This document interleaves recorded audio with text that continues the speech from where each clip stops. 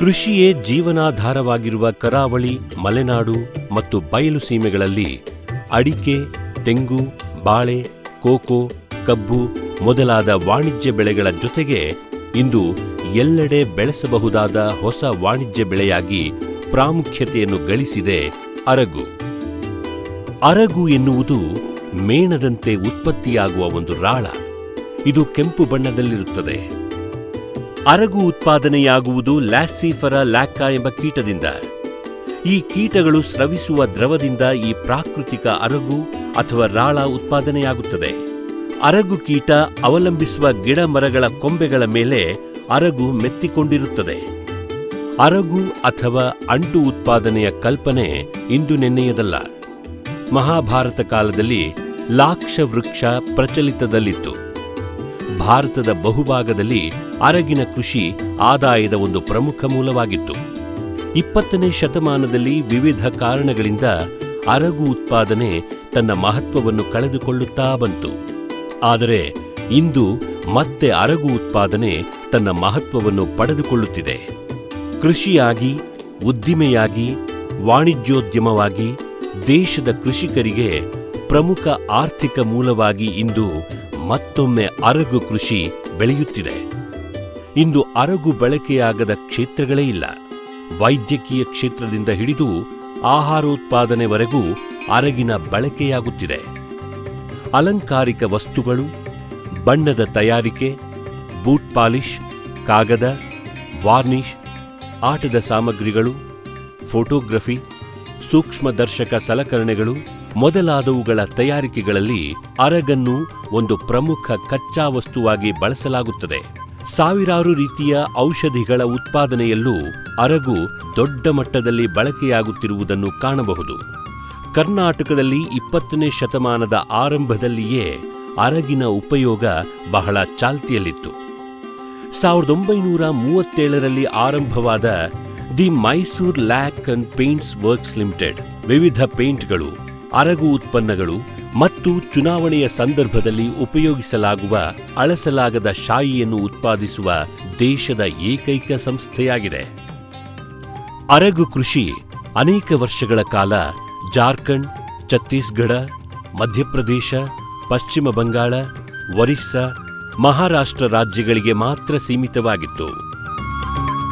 ಇದೀಗ ಇತರ ರಾಜ್ಯಗಳಲ್ಲೂ ನೈಸರ್ಗಿಕ ಅರಗು ಉತ್ಪಾದನೆ ಆರಂಭವಾಗಿದೆ. ಕರ್ನಾಟಕದಲ್ಲಿ ಪ್ರಪ್ರಥಮ ಬಾರಿಗೆ ಉತ್ತರ ಕನ್ನಡ ಜಿಲ್ಲೆಯಲ್ಲಿ ಯಶಸ್ವಿಯಾಗಿ ಈ ಅರಗು ಕೃಷಿಯನ್ನು ಪರಿಚಯಿಸಿದ ಖ್ಯಾತಿ ಕದಂಬ ಚಾರಿಟೇಬಲ್ ಫೌಂಡೇಶನ್ಗೆ ಸಲ್ಲುತ್ತದೆ. ಕೃಷಿಯ ಬಗ್ಗೆ ಹೆಚ್ಚಿನ ಮಾಹಿತಿಗಳನ್ನು ನಾವು ಕಲೆ ಹಾಕ್ತಾ ಇದ್ದಾಗ ಅರಗು ಕೃಷಿ ಕೂಡ ನಮ್ಮ ಗಮನಕ್ಕೆ ಬಂತು. ಇದರ ಮಾಹಿತಿ ಎಲ್ಲಿ ಸಿಗತ್ತೆ? ಹುಡುಕಾಟ ಪ್ರಾರಂಭ ಆಯ್ತು ಅಲ್ಲಿಂದ. ರಾಂಚಿಯಲ್ಲಿರ್ತಕ್ಕಂಥ ಭಾರತೀಯ ಅಂಟು ಮತ್ತು ರಾಳ ಸಂಸ್ಥೆ ಇದರ ಬಗ್ಗೆ ಅತ್ಯಂತ ಹೆಚ್ಚಿನ ಸಂಶೋಧನೆಯನ್ನು ಮಾಡಿದೆ. ಅಲ್ಲಿಗೆ ಭೇಟಿ ಕೊಟ್ವಿ. ಅಲ್ಲಿರ್ತಕ್ಕಂಥ ಪರಿಸ್ಥಿತಿಯನ್ನು ಮತ್ತು ಅಲ್ಲಿರ್ತಕ್ಕಂಥ ಕೆಲಸದ ಶೈಲಿಯನ್ನು ಇದನ್ನೆಲ್ಲ ಗಮನಿಸಿದಾಗ ಅತ್ಯಂತ ಸುಲಭದಲ್ಲಿ ಈ ಕೃಷಿ ಮಾಡಬಹುದು ಅಂತ ಅನಿಸ್ತು. ಕರ್ನಾಟಕದಲ್ಲಿ ಮೊಟ್ಟ ಮೊದಲ ಬಾರಿಗೆ, ಅದರಲ್ಲಿಯೂ ಕೂಡ ಉತ್ತರ ಕನ್ನಡ ಜಿಲ್ಲೆಯಲ್ಲಿ ಅರಗು ಕೃಷಿಗೆ ಹೇಳಿ ಮಾಡಿಸಿರ್ತಕ್ಕಂಥ ವಾತಾವರಣ ಇದೆ. ಅಗ್ರೋಕ್ಲೈಮೆಟಿಕ್ ಕಂಡೀಷನ್ ಇದು ಅಲ್ಲಿ ಸೂಟ್ ಆಗುತ್ತೆ. ಈ ಕಾರಣದಿಂದ ಇಲ್ಲಿ ಪ್ರಾರಂಭದಲ್ಲಿ ಈ ವಿಷಯವನ್ನು ನಾವು ಕೈಗೆತ್ತಿಕೊಂಡ್ವಿ. ಅಂತರ್ಜಲ ಇವತ್ತು ಕುಸಿತಾ ಇದೆ. ಕುಡಿಲಿಕ್ಕೆ ನೀರು ಸಿಕ್ಕಿದ್ರೆ ಸಾಕು, ಇನ್ನು ಕೃಷಿಗೆ ನೀರನ್ನು ನಾವು ಹೇಗೆ ಪೂರೈಕೆ ಮಾಡ್ತೀವಿ? ಈ ಎಲ್ಲ ಕಾರಣದಿಂದ ನೀರಿಲ್ಲದ ಕೃಷಿ, ಕಾರ್ಮಿಕರಿಲ್ಲದ ಕೃಷಿ, ಅತ್ಯಂತ ಸುಲಭದಲ್ಲಿ ಮಾಡ್ತಕ್ಕಂಥ ಕೃಷಿ, ಆದರೆ ಹೆಚ್ಚು ಆದಾಯವನ್ನು ಕೊಡ್ತಕ್ಕಂಥ ಕೃಷಿ, ಇದಕ್ಕೆ ನಾವು ಹೋಗಬೇಕಾಗಿರುವಂಥದ್ದು ಇವತ್ತಿನ ಅನಿವಾರ್ಯತೆ. ಬರಡಾಗಿರತಕ್ಕಂಥ ಭೂಮಿಯಲ್ಲಿ ಹಸಿರನ್ನು ತುಂಬಿಸಬಹುದು, ಜೊತೆಯಲ್ಲಿ ಸಂಪಾದನೆ ಕೂಡ ಜಾಸ್ತಿ ಆಗುತ್ತೆ. ಪರಿಸರಕ್ಕೆ ಅದ್ಭುತ ಕೊಡುಗೆಯನ್ನು ಈ ಅರಗು ಕೊಡಬಹುದು. ಬಿಟ್ಟರೆ ಇದು ಪರಿಸರಕ್ಕೆ ಯಾವುದೇ ರೀತಿಯಲ್ಲಿ ತೊಂದರೆ ಮಾಡಲಿಕ್ಕೆ ಸಾಧ್ಯವೇ ಇಲ್ಲ. ಜಾರ್ಖಂಡಿನ ರಾಂಚಿಯಲ್ಲಿ ಪ್ರಧಾನ ಕಚೇರಿಯನ್ನು ಹೊಂದಿರುವ ಕೇಂದ್ರ ಸರ್ಕಾರದ ಭಾರತೀಯ ನೈಸರ್ಗಿಕ ರಾಳ ಮತ್ತು ಅಂಟು ಸಂಶೋಧನಾ ಸಂಸ್ಥೆ ಉತ್ತರ ಕನ್ನಡದಲ್ಲಿ ಅರಗು ಬೆಳೆಯುವ ಸಾಧ್ಯತೆಗಳನ್ನು ದೃಢಪಡಿಸಿದ್ದು, ಸುಲಭವಾಗಿ ಅರಗು ಕೃಷಿಯನ್ನು ಮಾಡಬಹುದು ಎಂಬ ಅಂಶವನ್ನು ತನ್ನ ಅಧ್ಯಯನದಿಂದ ಪ್ರಚುರಪಡಿಸಿದೆ.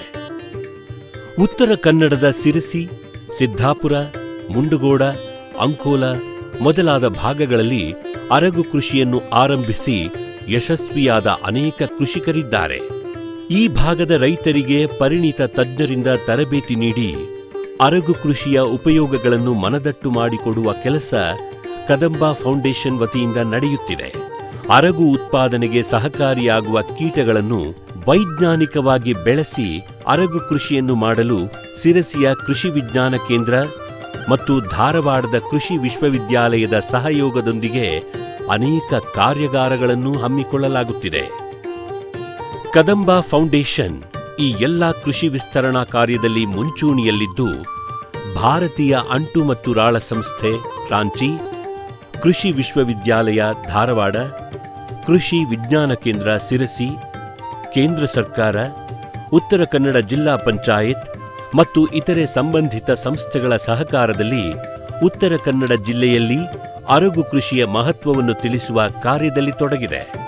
ಇದು ನಮಗೆ ಅರಗು ಅಂತಂದರೆ ಏನಂತನೂ ಗೊತ್ತಿಲ್ಲಾಗಿತ್ತು. ನಮ್ಮ ಕದಂಬ ಆಫೀಸಿಂದ ಅನಂತಕುಮಾರ್ ಹೆಗಡೆಜಿಯವರು ಒಂದು ದಿವಸ ಹೇಳಿದರು, ಅರಗುವನ್ನು ಬೆಳೆಸಬೇಕು ಅಂತ ಹೇಳ್ಕೊಂಡು. ಮೊದಲನೇದಾಗಿ ಅರಗು ಕೃಷಿ ಅಂದರೆ ಏನು, ಅರಗು ಕೃಷಿಯಿಂದ ಏನು, ಅರಗಿನಿಂದ ಏನು ಲಾಭಗಳಿವೆ, ಅರಗಿಗೆ ಎಷ್ಟು ಎಕ್ಸ್ಪೋರ್ಟ್ ಪೊಟೆನ್ಷಿಯಲ್ ಇದೆ, ಭಾರತ ದೇಶದಲ್ಲಿ ಯಾವ್ಯಾವ ರಾಜ್ಯಗಳಲ್ಲಿ ಅರಗು ಕೃಷಿ ಇದೆ, ನಮ್ಮ ಕರ್ನಾಟಕದಲ್ಲೂ ಇದನ್ನು ಮಾಡಬಹುದು ಅನ್ನೋದ್ರ ಬಗ್ಗೆ ಸಾಕಷ್ಟು ಚಿಂತನೆಗಳನ್ನು ಕೂಡ ಮಾಡಿದ್ದಾರೆ. ಅದೇ ಥರನಾಗಿ ನಮ್ಮ ಬೇರೆ ಬೇರೆ ಬ್ಯಾಂಕ್ ಅಧಿಕಾರಿಗಳು ಕೂಡ, ಡೆವಲಪ್ಮೆಂಟಲ್ ಡಿಪಾರ್ಟ್ಮೆಂಟ್ಸ್ ಕೂಡ ಸೇರ್ಕೊಂಡ್ಬಿಟ್ಟು ಒಂದು ಚರ್ಚೆಯನ್ನು ಕೂಡ ಮಾಡಿದ್ದಾಗಿತ್ತು. ಆ ಸಂದರ್ಭದಲ್ಲಿ ನಾವು ಕೂಡ ಏನು ಮಾಡಿದ್ವಿ ಅಂದರೆ, ನಮ್ಮ ಕೃಷಿ ವಿಶ್ವವಿದ್ಯಾಲಯದ ವತಿಯಿಂದ ಸುಮಾರು ಕದಂಬ ಚಾರಿಟೇಬಲ್ ಫೌಂಡೇಶನ್ ಅವರೊಟ್ಟಿಗೆ ಸೇರ್ಕೊಂಡ್ಬಿಟ್ಟು ಸುಮಾರು ಒಂದು 15 ಜನ ರೈತರು ಮತ್ತು ರೈತ ಮಹಿಳೆಯರನ್ನು ರಾಂಚಿಗೆ ಕರ್ಕೊಂಡು ಹೋಗಿ ಅಲ್ಲಿ ಒಂದು ವಾರದ ತರಬೇತಿ ಕಾರ್ಯಕ್ರಮವನ್ನು ನಾವು ರೈತರಿಗೆ ಹಮ್ಮಿಕೊಳ್ಳಲಿದೆ. ರೈತರ ಮನೆಗೆಲ್ಲ ಕರ್ಕೊಂಡು ಹೋದರು. ನಮಗೆ ರೈತರು ಮಾಡಿದ್ದೆಲ್ಲ ತೋರಿಸಿದ್ರು. ಇದು ನಮಗೀಗ ಉತ್ತಮ ಬರ್ತದೆ ಹೇಳೋ ಒಂದು ಖಾತ್ರಿ ಆಗಿದೆ. ಈಗ ನಮ್ಮ ವಾತಾವರಣ ಅರಗು ಕೃಷಿಗೆ ಯಾವ ಥರ ಹೊಂದಿಕೊಳ್ಳುತ್ತೆ ಅನ್ನೋದ್ರ ಕುರಿತಾಗಿ ನಾವು ನಮ್ಮ ಕೃಷಿ ವಿಜ್ಞಾನ ಕೇಂದ್ರ ಮತ್ತು ಅರಣ್ಯ ಮಹಾವಿದ್ಯಾಲಯದಿಂದ ಒಂದು ಸಣ್ಣ ರಿಸರ್ಚ್ ಪ್ರಾಜೆಕ್ಟನ್ನು ನಾವು ಮಾಡ್ತಾ ಇದ್ದೇವೆ. ಅರಗಿನಲ್ಲಿ ರಂಗೀನಿ, ಕುಸುಮಿ ಮೊದಲಾದ ಪ್ರಭೇದಗಳಿವೆ. ಈ ಕೀಟಗಳು ಸ್ಥಳೀಯವಾಗಿ ದೊರಕುವ ಹಾಗೂ ಸುಲಭವಾಗಿ ಬೆಳೆಯಬಲ್ಲ ಪೋಷಕ ಮರಗಳಾದ ಕುಸುಮಿ ಅಂದರೆ ಸಾಗಡೆ, ಅತ್ತಿಮರ, ಚಳ್ಳೆಗಿಡ, ಮುತ್ತಲಗ, ಬಾರೆ, ಸಿರಿಸ್ ಮುಂತಾದವುಗಳಲ್ಲಿ ಬೆಳೆಯುತ್ತವೆ. ಈ ಕೀಟಗಳನ್ನು ಪೋಷಕ ಸಸ್ಯವಾದ ಫ್ಲೆಮಿಂಜಿಯ ಸೆಮಿಯಾಲತಾ ಹಾಗೂ ಮತ್ತಿತರ ಗಿಡಗಳಲ್ಲಿಯೂ ಬೆಳೆಸಬಹುದು. ವಿಶೇಷವಾಗಿ ಅರಗು ಕೃಷಿಯನ್ನು ಮಾಡುವವರು ಸೆಮಿಯಾಲತಾ ಮತ್ತು ಕ್ಯಾಲಿಯಾಂಡ್ರಾ ಗಿಡ ಹಾಗೂ ಸಿರಸ್ ಮರಗಳನ್ನು ಬೆಳೆದು ಏಕಕಾಲದಲ್ಲಿ 2 ಸ್ತರಗಳಲ್ಲಿ ಕೃಷಿ ಮಾಡುವುದರ ಮುಖಾಂತರ ಹೆಚ್ಚಿನ ಆರ್ಥಿಕ ಲಾಭ ಗಳಿಸಬಹುದೆಂಬುದು ತಜ್ಞರ ಅಭಿಪ್ರಾಯವಾಗಿದೆ. ಈ ಹಿಂದೆ ನಿಸರ್ಗದತ್ತವಾಗಿ ಲಭಿಸುತ್ತಿದ್ದ ಅರಗನ್ನು ಉಪಯೋಗಿಸುವುದು ವಾಡಿಕೆಯಾಗಿತ್ತು. ಇಂದು ವೈಜ್ಞಾನಿಕವಾಗಿ ಅರಗು ಕೃಷಿ ಮಾಡಿದರೆ ಸಫಲತೆಯ ಪ್ರಮಾಣ ಮತ್ತು ಲಾಭಾಂಶ ಹೆಚ್ಚು. ಯಾರು ಬೇಕಾದರೂ ಈ ಕೃಷಿಯನ್ನು ಇಂದು ಮಾಡಬಹುದಾಗಿದೆ. ಅರಗು ಉತ್ಪಾದನೆಗೆ 15 ಡಿಗ್ರಿ ಸೆಲ್ಸಿಯಸ್ನಿಂದ 40 ಡಿಗ್ರಿ ಸೆಲ್ಸಿಯಸ್ ಉಷ್ಣಾಂಶವಿರುವ ಪ್ರದೇಶಗಳು ಅಗತ್ಯ. ಈ ಹವಾಗುಣವನ್ನು ಹೊಂದಿರುವ ಕರ್ನಾಟಕದ ಎಲ್ಲಾ ಭಾಗಗಳಲ್ಲಿ ಸಮೃದ್ಧವಾಗಿ ಅರಗು ಕೃಷಿಯನ್ನು ಮಾಡಬಹುದು. ಅರಗು ಕೃಷಿಯನ್ನು ಮಾಡಲು ಮೊಟ್ಟಮೊದಲನೆಯದಾಗಿ ಅರಗು ಕೀಟಗಳು ಬೆಳೆಯಲು ಸಹಾಯಕವಾದ ಪೋಷಕ ಸಸ್ಯವಾದ ಸೆಮಿಯಾಲತಾ ಮತ್ತು ಕ್ಯಾಲಿಯಾಂಡ್ರಾ ಗಿಡಗಳನ್ನು ಮೊದಲೇ ಬೆಳೆಸಿ ಸಿದ್ಧಪಡಿಸಿಟ್ಟುಕೊಳ್ಳಬೇಕಾಗುತ್ತದೆ. ಅರಗಿನ ಕೋಶ ಕಟ್ಟಲು ಸಾಧ್ಯವಾಗಲು ಸಾಮಾನ್ಯವಾಗಿ ಸೆಮಿಯಾಲತಾ ಮತ್ತು ಕ್ಯಾಲಿಯಾಂಡ್ರಾ ಗಿಡಗಳಿಗೆ 6 ತಿಂಗಳ ಕಾಲಾವಕಾಶ ಬೇಕು. ಚಳ್ಳೆಗಿಡ, ಸಿರಿಸ್, ಸಾಗಡೆ ಮತ್ತು ಬಾರೆ ಮರಗಳ ಒಣಗಿದ ಅವಶ್ಯಕವಿಲ್ಲದ ಕೊಂಬೆಗಳನ್ನು ಕತ್ತರಿಸಿ ಉಳಿದ ಕೊಂಬೆಗಳನ್ನು ಅರಗಿನ ಕೋಶ ಕಟ್ಟಲು ಸಹಾಯವಾಗುವಂತೆ ಸಿದ್ಧಪಡಿಸಬೇಕು. ರೈತರು ಪೋಷಕ ಸಸ್ಯಗಳಲ್ಲಿ ಅರಗನ್ನು ಬೆಳೆಸಲು ಜೀವಂತ ಅರಗಿನ ಕೋಶ ಅಂದರೆ ಅರಗಿನ ಗೂಡನ್ನು ಖರೀದಿಸಬೇಕಾಗುತ್ತದೆ. ಅರಗಿನ ಗೂಡನ್ನು ಪೋಷಕ ವೃಕ್ಷಕ್ಕೆ ಕಟ್ಟುವುದಕ್ಕೂ ಮೊದಲು ಅದರ ಗುಣಮಟ್ಟವನ್ನು ಪರೀಕ್ಷಿಸಬೇಕು. ಸಂಪೂರ್ಣ ಬಿಳಿಯ ಬಣ್ಣದಲ್ಲಿದ್ದರೆ ಅದರ ಗುಣಮಟ್ಟ ಉತ್ತಮವಾಗಿರುತ್ತದೆ. ಅದರಲ್ಲಿ ಅರಗಿನ ಕೀಟಗಳ ಪ್ರಮಾಣ ಕಡಿಮೆಯಾದರೆ ಅರಗಿನ ಗೂಡು ಕ್ರಮೇಣ ಕಂದು ಬಣ್ಣಕ್ಕೆ ತಿರುಗುತ್ತದೆ. ಇಂತಹ ಗೂಡನ್ನು ಬಳಕೆ ಮಾಡುವುದರಿಂದ ಅರಗಿನ ಫಸಲಿನ ಪ್ರಮಾಣ ಕುಂಠಿತವಾಗಬಹುದು. ಅಧಿಕ ಪ್ರಮಾಣದಲ್ಲಿ ಅರಗಿನ ಕೀಟಗಳನ್ನು ಹೊಂದಿರುವ ಸುಮಾರು 3 ರಿಂದ 5 ಅಂಗಲ ಉದ್ದವಿರುವ 2-3 ಅರಗಿನ ಕೋಶಗಳನ್ನು ಒಟ್ಟಾಗಿ ಬಳ್ಳಿಯಿಂದ ನೈಲಾನ್ ದಾರದಿಂದ ಕಟ್ಟಬೇಕು. ಈ ಅರಗಿನ ಕೋಶಗಳನ್ನು ಎರಡೂ ಬದಿಯಲ್ಲಿ ಕಟ್ಟುವುದರಿಂದ ಅರಗಿನ ಗೂಡು ಜಾರಿ ಹೋಗುವ ಸಂಭವವಿರುವುದಿಲ್ಲ. ಸಿದ್ಧಪಡಿಸಿಟ್ಟ ಇಂತಹ ಅರಗಿನ ಗೂಡುಗಳ ಕಟ್ಟುಗಳನ್ನು ತಂಪಾದ ಸ್ಥಳದಲ್ಲಿ ಸಂಗ್ರಹಿಸಿಡಬೇಕು. ಈ ಅರಗಿನ ಗೂಡುಗಳ ಮೇಲೆ ಬಿಸಿಲು ಬಿದ್ದಲ್ಲಿ ಅರಗಿನ ಕೀಟಗಳು ಹೊರಬಂದು ಆ ಗೂಡುಗಳ ಗುಣಮಟ್ಟ ಕಡಿಮೆಯಾಗುತ್ತದೆ. ಈ ರೀತಿ ತಯಾರಿಸಲ್ಪಟ್ಟ ಅರಗಿನ ಗೂಡುಗಳ ಕಟ್ಟುಗಳನ್ನು ಮೊದಲೇ ಸಿದ್ಧಪಡಿಸಲಾದ ಪೋಷಕ ಗಿಡ ಅಥವಾ ಮರಗಳಿಗೆ ಕಟ್ಟಬೇಕು. ಸೆಮಿಯಾಲತಾ ಮತ್ತು ಕ್ಯಾಲಿಯಾಂಡ್ರಾ ಗಿಡಗಳಾದರೆ ಅದರ ಬುಡದ ಕಾಂಡಕ್ಕೆ ಹಾಗೂ ಇತರ ವೃಕ್ಷಗಳಾದರೆ ಅದರ ಕೊಂಬೆಗಳಿಗೆ ಭದ್ರವಾಗಿ ಅರಗಿನ ಗೂಡನ್ನು ಕಟ್ಟಬೇಕು. ಅರಗಿನ ಗೂಡಿನ ಕಟ್ಟುಗಳು ಪೋಷಕ ವೃಕ್ಷಕ್ಕೆ ತಗಲಿಕೊಂಡೇ ಇರುವಂತೆ ಎರಡೂ ಬದಿಯಲ್ಲಿ ಬಳ್ಳಿಯಿಂದ ಕಟ್ಟಬೇಕು. ಕೇವಲ 15ರಿಂದ 30 ದಿನಗಳಲ್ಲಿ ಈ ಅರಗಿನ ಗೂಡಿನಲ್ಲಿರುವ ಕೀಟಗಳು ಪೋಷಕ ಮರಕ್ಕೆ ಸ್ಥಳಾಂತರಗೊಂಡು ಅರಗಿನ ಉತ್ಪಾದನೆ ಆರಂಭಿಸುತ್ತವೆ. ನಂತರ ಒಣಗಿದ ಅರಗಿನ ಗೂಡುಗಳ ಕಟ್ಟನ್ನು ಬಿಡಿಸಿ ಮಾರಾಟ ಮಾಡಬಹುದು. ಅರಗು ಉತ್ಪಾದನೆಯ ಸಂದರ್ಭದಲ್ಲಿ ಅರಗಿನ ಕೀಟಗಳ ಮೇಲೆ ಇತರೆ ಕ್ರಿಮಿಕೀಟಗಳು ದಾಳಿ ಇಡುವ ಸಾಧ್ಯತೆಗಳಿವೆ. ಇವುಗಳನ್ನು ತಡೆಯಲು ತಜ್ಞರ ಮಾರ್ಗದರ್ಶನದಲ್ಲಿ ಕೀಟನಾಶಕಗಳನ್ನು ಸಿಂಪಡಿಸಬೇಕು. ನೆನಪಿಡಿ, ಅರಗು ಕೀಟಗಳ ವಂಶಾಭಿವೃದ್ಧಿಯ ಸಂದರ್ಭದಲ್ಲಿ ಕೀಟನಾಶಕಗಳ ಸಿಂಪಡಣೆ ಮಾಡಬಾರದು. 5ರಿಂದ 6 ತಿಂಗಳುಗಳ ಅವಧಿಯಲ್ಲಿ ಈ ಪೋಷಕ ಮರಗಳಲ್ಲಿ ಸಾಕಷ್ಟು ಪ್ರಮಾಣದಲ್ಲಿ ಅರಗಿನ ಉತ್ಪಾದನೆಯಾಗಿರುತ್ತದೆ. ಈ ರೀತಿ ಬೆಳೆದ ಅರಗನ್ನು ಜೋಪಾನವಾಗಿ ಕೊಯ್ಲು ಮಾಡಬೇಕು. ಸೆಮಿಯಾಲತಾ ಮತ್ತು ಕ್ಯಾಲೆಂಡ್ರಿಯಾ ಗಿಡಗಳನ್ನು ಅರಗು ಬೆಳೆದ ನಂತರ ಕಾಂಡದಲ್ಲಿಯೇ ಕತ್ತರಿಸಬಹುದು. ಈ ಗಿಡಗಳು ಮುಂದಿನ 6 ತಿಂಗಳುಗಳಲ್ಲಿ ಬೆಳೆದು ಮತ್ತೆ ಮುಂದಿನ ಅರಗು ಬೆಳೆಗೆ ಸಿದ್ಧವಾಗುತ್ತದೆ. ಉಳಿದ ಮರಗಳಲ್ಲಿ ಅರಗು ಮೆತ್ತಿಕೊಂಡಿರುವ ರೆಂಬೆಗಳನ್ನು ಜಾಗರೂಕತೆಯಿಂದ ಕತ್ತರಿಸಬೇಕು. ಎಲ್ಲಾ ಕೊಂಬೆಗಳಿಂದ ಅರಗನ್ನು ನಿಧಾನವಾಗಿ ಬೇರ್ಪಡಿಸಿ ಮಾರಾಟ ಮಾಡಬಹುದು. ನಾ ಒಂದು ಮರದಲ್ಲಿ ಅಷ್ಟೇ ಒಂದು ಅರ್ಧ ಮರಕ್ಕೆ ಬಿಟ್ಟಿದ್ದೇನೆ. ಒಂದು 2 kg ತಂದು 1.5 kg ಈ ಮರಕ್ಕೆ ಇಟ್ಟಿದ್ದೇನೆ.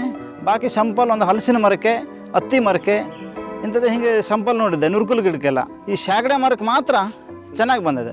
ಈ ಅರಗು ಕೃಷಿಯಿಂದ ಇದಕ್ಕೆ ಜಾಸ್ತಿ ನಾವೇನು ಖರ್ಚು ಮಾಡಬೇಕಾಗಿಲ್ಲ, ಅಥವಾ ಜಾಸ್ತಿ ನೀರು ಬೇಕಪ್ಪ, ಅಥವಾ ನಮ್ಮ ಅಡಿಕೆನ ತೆಗೆದುಬಿಟ್ಟು ನಾವು ಬೇರೆ ಥರನೇ ಬೆಳೆಗಳನ್ನ ಮಾಡಬೇಕು ಅನ್ನೋ ಥರದ್ದು ಏನೂ ಇದರಲ್ಲಿ ಚೇಂಜಸ್ ಏನು ಬದಲಾವಣೆಗಳಿಲ್ಲ.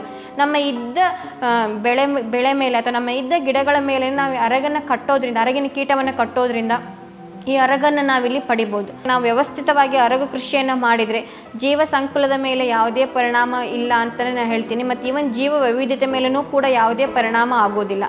ಭಾರತದಲ್ಲಿ 2010-11ನೇ ಸಾಲಿನಲ್ಲಿ 9,035 ಟನ್ ಅರಗು ಉತ್ಪಾದನೆ ಮಾಡಲಾಗಿದ್ದು 6,422 ಟನ್ ರಫ್ತು ಮಾಡಲಾಗಿದೆ. ಇದರಿಂದ 106 ಕೋಟಿ ರೂಪಾಯಿ ವಹಿವಾಟು ನಡೆಸಲಾಗಿದೆ. ಅರಗಿನ ಕೃಷಿಗೆ ಯಾವುದೇ ಲೇಬರ್ ಅಗದಿ ಕಡಿಮೆ, ಭಾಳ ಕಡಿಮೆ ಸಾಕಾಗ್ತದೆ. ಇದು ನಮ್ಮ ಉತ್ತರ ಕನ್ನಡದಲ್ಲಿ ಚೆನ್ನಾಗಿ ಬರ್ತಾ ಇದೆ. ನಾವು ಬೆಳೆದಿದ್ದ ಎಲ್ಲ ಹೊಸ ಗಿಡಗಳಿಗೆ ಬೆಳೆದು ನೋಡಿದ್ದೇವೆ, ಚೆನ್ನಾಗಿ ಬಂದಿದೆ. ನಮಗೆ ಇಳುವರಿ ನೋಡ್ರೂ ಒಳ್ಳೆ ಇಳುವರಿ ಬಂದಂಗೆ ಕಾಣಿಸ್ತಾ ಇದೆ. ನಮ್ಮ ಇದರಲ್ಲಿ ಕ್ಯಾಲಿಯಾಂಡ್ರಾ ಮತ್ತು ಚೆಳ್ಳೆ, ದಡಸ್ಲು ಮತ್ತು ಹತ್ತಿ ಗಿಡಗಳಿಗೆ ಭಾಳ ಚೆನ್ನಾಗಿ ಬಂದಿದೆ. ಅದಲ್ಲದೆ ಫ್ಲೆಮಿಜಿಯಾ ಸೆಮಿಯಾಲಟಾಕ್ಕೂ ಚೆನ್ನಾಗಿ ಬರ್ತಾ ಇದೆ. ನಾವು ಅದರ ಪ್ಲಾಂಟೇಷನ್ ಮಾಡ್ತಾ ಇದ್ದೇವೆ. ಜಗತ್ತಿನ ಅತ್ಯಂತ ದೊಡ್ಡ ಅರಗು ರಫ್ತು ದೇಶವಾಗಿದ್ದೂ ಕೂಡ ನಮ್ಮ ರಫ್ತಿನ ಪ್ರಮಾಣ ಜಾಗತಿಕ ಬೇಡಿಕೆಯ 10% ಅಲ್ಲ ಎಂಬುದು ಇಲ್ಲಿ ಗಮನಿಸಬೇಕಾದ ಅಂಶ. ಇದರಿಂದ ಜಾಗತಿಕ ಮಾರುಕಟ್ಟೆಯಲ್ಲಿರುವ ಬೇಡಿಕೆಯ ಪ್ರಮಾಣ ಎಷ್ಟು ಮತ್ತು ಅರಗಿನ ಕೃಷಿಗೆ ಇರುವ ಅವಕಾಶಗಳೆಷ್ಟು ಎಂಬುದು ಮನದಟ್ಟಾಗುತ್ತದೆ. ನಮ್ಮಲ್ಲಿನ ಅರಗು ಕೃಷಿಕರು ಬೆಳೆದ ಸಂಪೂರ್ಣ ಅರಗನ್ನು ಸೂಕ್ತ ದರದಲ್ಲಿ ಖರೀದಿಸುವ ಬದ್ಧತೆಯನ್ನು ಕದಂಬ ಸಂಸ್ಥೆ ವ್ಯಕ್ತಪಡಿಸುತ್ತದೆ. ಕರ್ನಾಟಕದ ಯಾವುದೇ ಕೃಷಿಗೆ ಸಮನಾಗಿ, ಕೆಲವೊಮ್ಮೆ ಇನ್ನೂ ಅಧಿಕವಾಗಿ ಅರಗು ಕೃಷಿಯನ್ನು ಮಾಡಬಹುದಾಗಿದೆ. 1 ಎಕರೆ ಪ್ರದೇಶದಲ್ಲಿ ಅರಗು ಕೃಷಿಯನ್ನು ವೈಜ್ಞಾನಿಕವಾಗಿ ಮಾಡಿದಲ್ಲಿ ಇತರೆ ವಾಣಿಜ್ಯ ಬೆಳೆಗಳಿಗಿಂತ 5-6 ಪಟ್ಟು ಹೆಚ್ಚಿನ ಆದಾಯ ಗಳಿಸಿದ ಉದಾಹರಣೆಗಳಿವೆ. ಇದೊಂದು ಉಪಕಸಬು ಅಂತ ಹೇಳಿ ಮಾಡ್ಬೋದು. ಇದರಿಂದ ಸ್ವಲ್ಪ ಈ ಆರ್ಥಿಕವಾಗಿ ಸ್ವಲ್ಪ ನಾವು ಸುಧಾರಿಸ್ಕೊಳ್ಬೋದು ಅಂತ ಹೇಳಿ ಅನಿಸ್ತದೆ. ಅರಗು ಕೃಷಿಯ ಉಪಯೋಗ ಹಾಗೂ ಅದರ ಆದಾಯದ ಬಗ್ಗೆ ರೈತರಲ್ಲಿ ವಿಶ್ವಾಸವನ್ನು ಮೂಡಿಸುವಲ್ಲಿ ಸಫಲರಾಗಿದ್ದಾರೆ ಉತ್ತರ ಕನ್ನಡದ ಮಾನ್ಯ ಸಂಸದರಾದ ಶ್ರೀ ಅನಂತಕುಮಾರ ಹೆಗಡೆಯವರು. ಕೋಕೋ, ಅಗರ್ವುಡ್, ಮುತ್ತಿನ ಕೃಷಿ, ಅಲಂಕಾರಿಕ ಮೀನುಗಳ ಕೃಷಿ ಇತ್ಯಾದಿ ಹೊಸ ಯೋಜನೆಗಳೊಂದಿಗೆ ಹಳ್ಳಿಯ ಸಾಮಾನ್ಯ ರೈತರ, ಬಡವರ ಬದುಕಿನ ಜೀವನ ಮಟ್ಟವನ್ನು ಎತ್ತರಿಸಿ